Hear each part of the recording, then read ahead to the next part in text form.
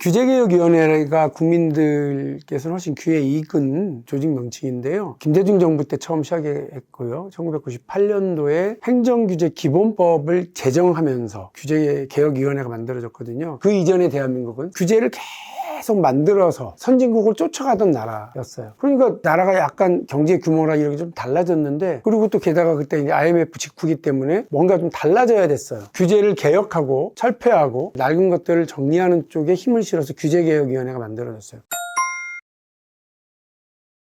지금 대한민국은 추격 국가가 아니에요. 그리고 제조업 기반으로 하는 글로벌로 성장하는 나라도 아니에요. 글로벌 리더 국가이고요. 기업들도 역시 글로벌 경쟁에서 원톱을 차지하는 분야들이 많아요. 그 얘기가 뭐냐면, 그럼 그 분야들은 규제를 다른 나라를 따라가는 규제가 아니라 우리가 새로운 규제를 만들어야 돼요. 그 새로운 규제는 가로 열고 룰이에요. 룰, 가이드. 기업을 중심으로 해서 새로운 산업에서의 룰. 로봇 분야, 휴머노이드 로봇 분야에서는 그동안에 룰이 없잖아요. 자율주행 관련해서도 그동안의 룰로는 안 되잖아요. 자율주행 차량이 많아지면 대한민국은 진짜 자동차 시대가 오는 거예요. 그 이전의 차는 뭐야? 수동차예요. 수동차 시대와 마차 시대가 완전히 다른 것처럼 지금의 수동차 시대와 미래 자율주행 자동차 시대는 완전히 다를 거거든요. 요때는 어떤 가이드가 필요하냐. 그렇기 때문에 규제는 없애고 중단하고 폐지하고 철폐하고 개선하는 대상도 있지만 필요한 건 만들어야 된다. 필요한 건 오히려 만들고 도입해야 된다라고 하는 게 이재명 대통령의 생각이시고요. 그거를 언어로 표현하면 합리화한 거죠. 규제를 없애기도 하지만 새로 만들기도 하고 국민의 안전에 있어서는 더 강화한다. 이런 의미에서의 합리화인 거죠.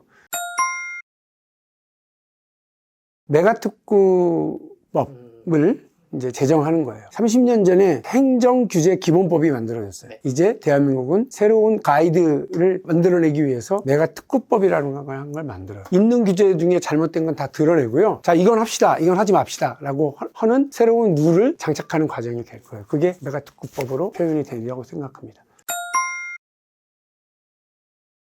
30년마다 일이 벌어지는데 1968년 경부고속도로가 깔리기 시작해요. 그때 대한민국의 전체 정부 예산이 2,400억이에요. 그런데 경부고속도로에 들어가는 돈이 얼마야? 500억이나 돼요. 1년 예산의 5분의 1 정도를 쏟아부어서 이 사업을 해야 되는 이유, 물류의 대혁명을 만들고 서울 수도권에 모여 있었던 저임금의 경공 생산물들을 미국으로 수출할 수 있도록 하기 위해서는 그렇게 해야 된다고 생각했던 거거든요. 그때 경부고속도로가 있었기 때문에 대한민국이 산업화에 성공한 거예요. 자, 그럼 다 인정하잖아요. 그로부터 30년이 지났어요. 1998년 IMF 직후인 그야말로 털털 털린 나라가 정부 예산 전체가 72조 8천억 밖에 되질 않아요. 그런데 김대중 정부가 그때 뭘 선언해? 초고속 인터넷 고속도로를 깔겠다고 선언을 해요. 근데 거기에는 예산이 얼마가 들어가? 10년 동안 80조를 쏟아붓기로 했어요. 1년 예산 규모보다 큰 돈을 향후 10년 동안 이렇게 쏟아붓기로 했어요. 어마어마한 돈이죠. 그 덕분에 산업화는 가장 늦었던 나라가 정보화는 세계에서 가장 빨리, 가장 신속하게 되어서 지금도 많은 디바이스들이 새로 나오면 다 여기가 테스트베드예요. 지금도 대한민국이 AI의 원천진수를 확보하지는 못했지만 지금 AI 시대에 가장 주목받는 나라인 것은 바로 그것 때문이에요. 그러니까 예전에는 주로 행정을 없애는 거였어요. 행정의 간섭과 행정의 권한을 제거하고 없애는 쪽에만 집중을 했거든요. 그러니까 손톱 밑 가시를 뽑아야 된다고 생각하고 전봇대 규제를 없애야 된다고 생각하고 이랬던 거죠. 근데 이재명 정부는 새로운 룰을 만들게, 할 수 있도록 할게, 이런 거거든요. 규제 샌드박스라고 하는 건 이것저것 해볼 수 있도록 해주는 거잖아요. 근데 이것저것 하면 뭐해? 비즈니스 모델로 가야 되는데. 그런데 자, 지금은 전봇대를 세우는 것도 공단 얘기고 손톱 밑에 가시라고 하는 것도 사업하다 보니까 귀찮은 것들 너무 많아, 좀 빼줘, 이렇게 하는 거였다고 한다면, 지금은 자율주행 차량을 실증해 볼 수 있는 공간이 없잖아요. 데이터를 쌓을 수 있는 시간과 장소가 없잖아요. 그리고 또 로봇이 우리 도시에 우리 생활 속으로 들어올 수가 없잖아요. 우리가 생각하는 산업 로봇이라고 하는 건 다 공장 안에서의 로봇인데, 이제 우리의 로봇은 배달, 강아지 산책 이런 일들을 같이 하고 불편하신 분들 이송하고 이런 데 같이 투입이 되는 거죠. 그러면 예전과는 다르다고요. 자율주행 차량들이 돌아다닐 수 있도록 하려면 거기에 맞게 신호체계, 교통체계, 그다음에 보험 이런 것들이 다 새로 규정이 되어야 해요. 그리고 로봇이 들어오려고 그러면 자전거도 인도로 다니면 안 돼요. 로봇은 다니면 돼요. 이런 것들 다 열어주고 새로운 룰을 만들어서 가이드를 적용시키는 일이기 때문에 단순히 불편함 없애드릴게요, 민원을 들어줄게요, 이게 아니라는 거예요. 새로운 세상을 이제 열어나가기 위해서 필요한 일들을 지금 하는 겁니다. 힘은 호가 호위예요. 대통령을 모시고 일하는 데니까 대통령의 이런 관심과 열정이 가장 큰 파워예요. 실제로 제가 최근에 주식 대금 결제 주기를 앞당기자라고 주장을 했고 대통령의 관심 가지기가 정말 빨리 움직여요. 대통령의 지속적인 관심과 또 성과를 내겠다고 하는 의지가 규제 합리화의 성과와 연결될 거다.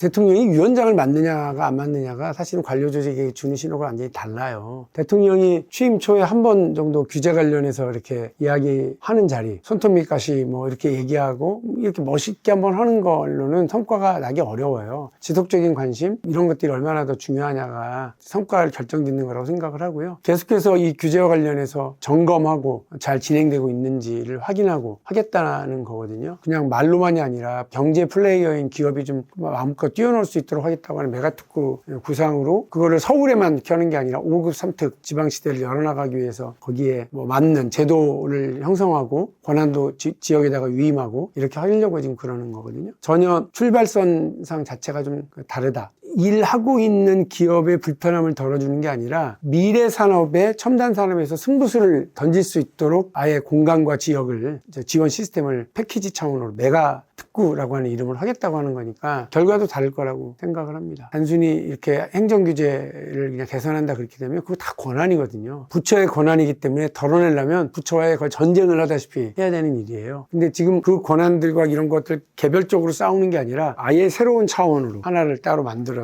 기존의 권한들은 다 일시 멈춤 다시 시작하는 거죠. 예를 들면 자율주행 차량이 돌아다니면서 제일 문제가 되는 게 뭐겠습니까? 아무래도 인명사고라. 그렇죠. 인명사고라든지 뭐 차량 충돌사고라든지 이런 게 났을 때 그거를 뭐 아주 단순하게는 어떻게 보험으로 이거를 보장을 할 거냐, 차량 운영사에 물을 거냐, 제작사에 물을 거냐, 이걸 어떻게 할지에 대한 고민들도 있는 거죠. 이런 보험도 이번에 삼성화재가 들어와서 당장은 좀 손해를 볼 각오를 하고 보험 설계를 같이 하는 걸로 알고 있거든요. 그런 방식들을 사회적 합의를 찾아갈 거라고 보고요. 정치가 해야 될 합의 지점, 예상되는 갈등에 대한 타협을 어떻게 만들어낼지에 대해서 정치권이 혹은 정부가 그 역할들을 해내야 된다고 생각해요. 기업에게만 맡기면 안 된다고 봅니다. 그렇다고 우리는 너무 기업에게만 맡기고 사후적으로 어떻게 되나 보자 이렇게만 하고 있는 미국 방식도 조금 우리로서는 걱정스럽고 공산당식으로 할 수도 없고 마구 그냥 밀어갈 수도 없는 상황이니까 사회적 합의와 타협을 잘 해나가야 될 거예요. 우리는 그런 면에서 국회 역할도 되게 중요하다고 봅니다. 이번에 외가특구법에 대해서는 여야 보수진보 할 것 없이 다 협조를 하자리라고 일단 보고 있고요. 그러는 과정에서도 각각의 메가특구가 만들어질 경우에 어떤 규제를 드러내고 어떠한 우려에 대한 가이드를 만들 건지 잘 협의해 주길 기대하겠습니다. 일단 입법을 규제 합리화가 주도하지는 않아요. 네. 의원 발의가 되고 민주당으로서는 그게 당론 법안으로 처리되지 않을까 힘있게 하기 위해서. 근데 그런 과정에서 국회에 여러 막히는 부분이 있으면 여야 다 찾아뵙고 설명도 드리고 이러려고 하고요. 담당 부처의 장관과 차관들이 애를 많이 써주실 거라고 기대하고 있습니다. 대한민국의 자율주행 차량이 적어도 한 3,000대 정도가 다니는 자율주행 메가특구 지역이 빨리 도입됐으면 좋겠어요. 진정한 자동차 시대가 열리길 기대하고 있고 새로운 시대가 왔구나 하고 상징적인 변화가 될 거라고 저는 봐요. 그 이전에는 여러 규제 속에서 꽁꽁 묶여가지고 자율주행 차량들을 볼 수는 있었지. 어디서? 상암에서, 세종에서, 청계천에서 점선 단위로 있었다고요. 근데 이제 면 단위로 이렇게 딱 해서 실제 실증 데이터를 쌓을 수 있고 그 덕에 대한민국의 자율주행 산업이 제작부터 알고리즘을 어떻게 만드는 회사, 그다음에 운용사 서비스. 이것이 다 해외에 막 진출해 나가서 동남아시아와 중동을 석권하고 이렇게 할 수 있는 기반을 대한민국의 이재명 정부에서 만들었다. 그 시작이 규제합리화위원회였다. 할 수 있도록 해보려고 합니다.